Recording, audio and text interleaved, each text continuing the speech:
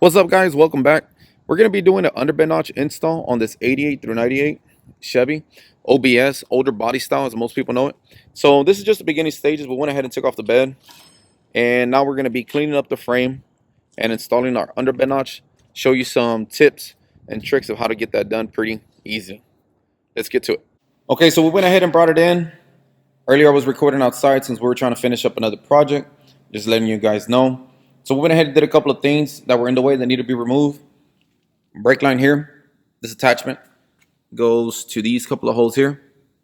So we went ahead and removed that out the way so we can do all of our welding and everything. Cleaned up the frame. So now it's ready to be welded.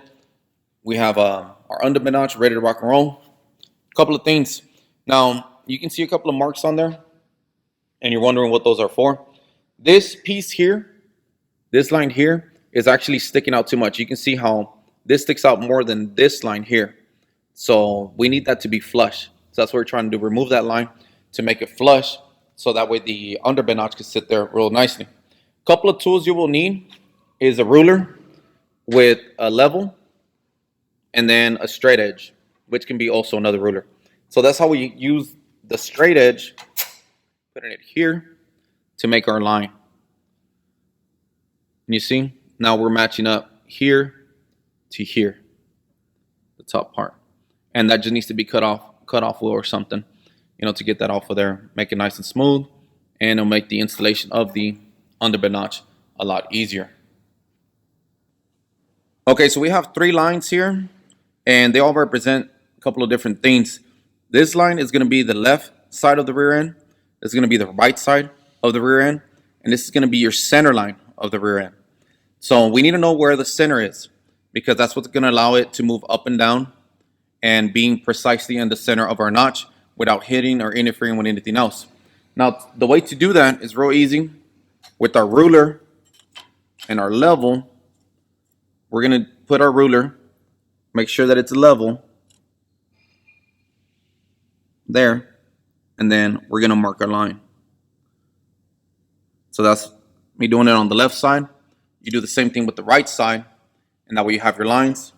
Then now you measure those lines. This is roughly about 3 inches, and then your center line is going to be roughly about 1.5 inches, as you can see there. Might be a little bit off because it's kind of hard to record and hold the ruler all at once, but you get the general idea. Once you do that, now you know the exact center line of your rear end, and you're going to match that center line with the center line of the notch. And of course, using your ruler, you're going to get the center line that you need it to be. So you set up that center line there, matching the one from the underbed notch to the center line that you just created of your rear end, and that's how it's going to be centered without having any problems. That makes it real simple, real easy. I know it's a little bit extra steps with measuring, but it makes it real easy, real convenient to do it that way. Okay, to make sure that you are getting this center line as close as possible, and as you notice, the ruler itself is not that long.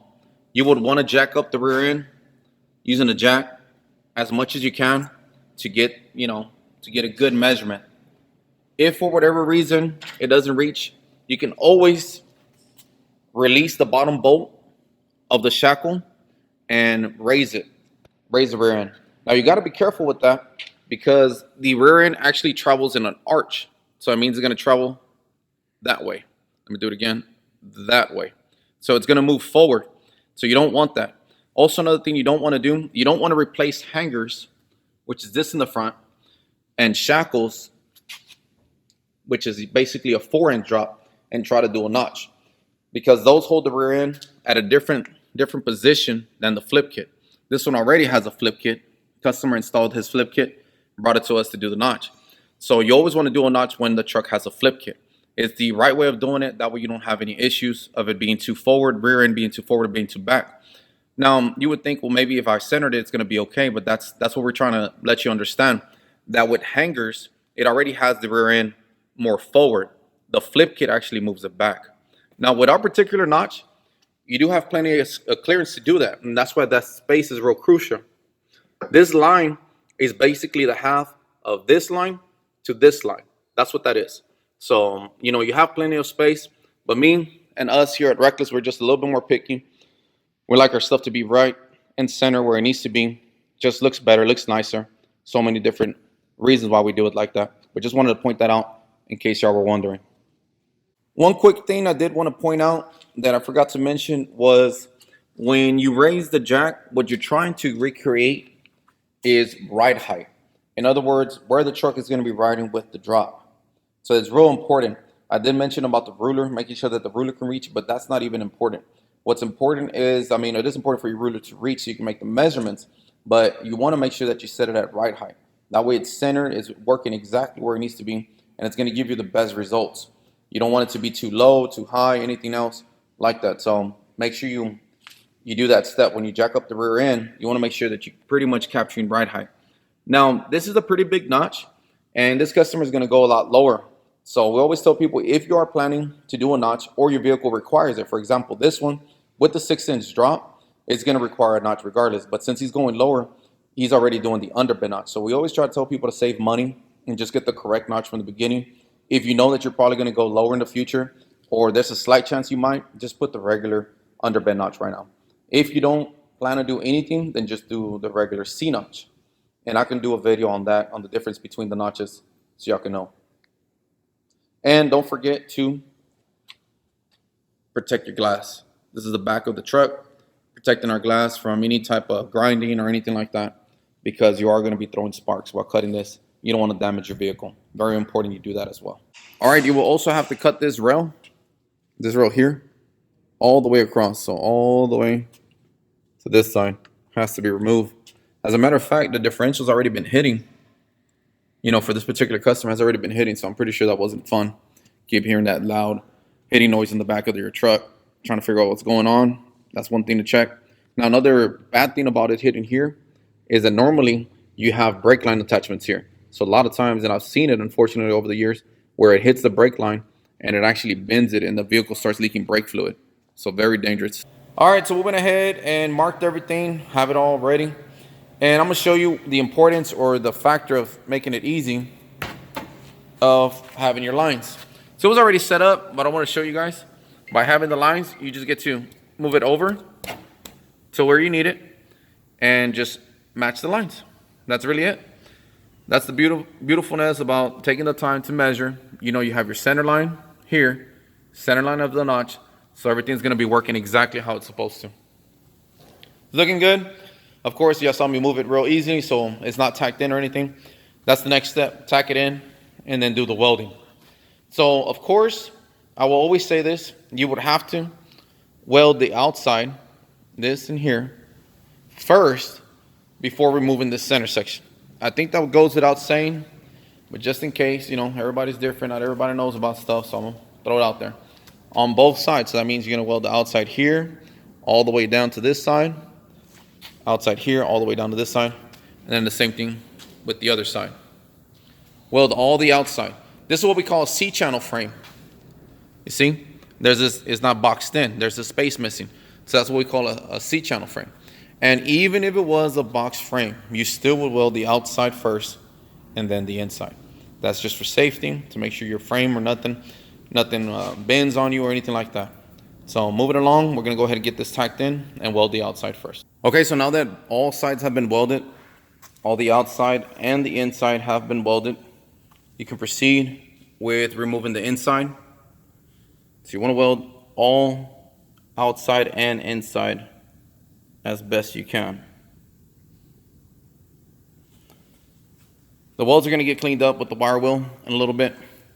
So they might look a little dirty right now or whatnot, but that's fine.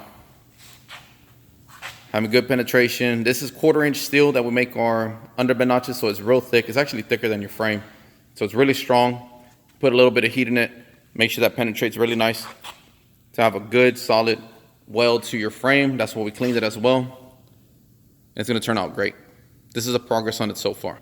Okay, so we went ahead and welded the outside, welded the inside. Now what we have is just a little bit of paper, just painter's paper, if you will. You can use anything, because we're about to start painting and we don't want to get overspray on the leaf springs or the muffler. It just creates more work trying to clean that. So that's the welding on the inside. I wanted to show you that. But putting this little bit of paper prevents it from being all gunky on the rear end. or the mufflers, if you will, because different customers have different pipes. You might have a different pipe in your vehicle, so you want to make sure it looks nice and clean. That's the progress so far. It's looking great. We're about to put the paint. Show y'all that next. Okay, so we went ahead and added our coat of paint, both inside and outside, on the bottom, both sides, of course. Looks great. Now let's protect it so it won't rust. Really important. Next thing to do on our to-do list is to remove the rail. Go ahead and have that cut down and paint it as well. Do reassembly on the bed, bumper, tailgate, all that good stuff. And then you're gonna be ready to go. As you can see, there's a lot of overspray on the paper. It's a good thing. It's all caught on the paper. So there's none gonna be on the truck. Real good thing to protect everything that you're gonna be working on to have a nice, clean, professional installation.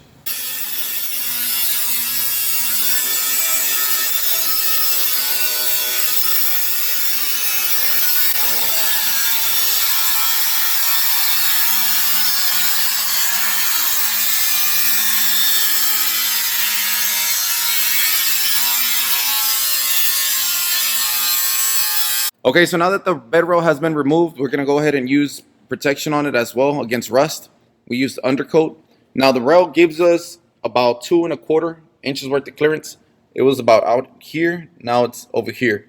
So we have about 2¼ inches of height on our notch, and that's gonna give you extra clearance as well compared to a C notch.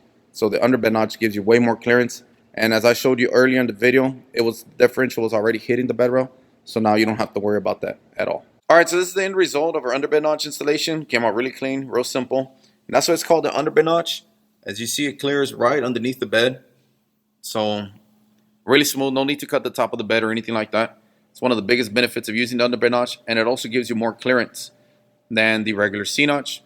We made sure there's no lines or any interference from the differential going up or down. So you can see both sides. And since we use paper to protect everything, differential, muffler, and all that stuff is not painted or has overspray on it, just to make it look a lot nicer. All right. Well, we appreciate you watching. If you have any questions, feel free to give us a call at area code 832-770-4366.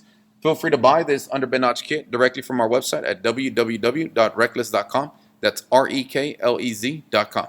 Thank you. God bless.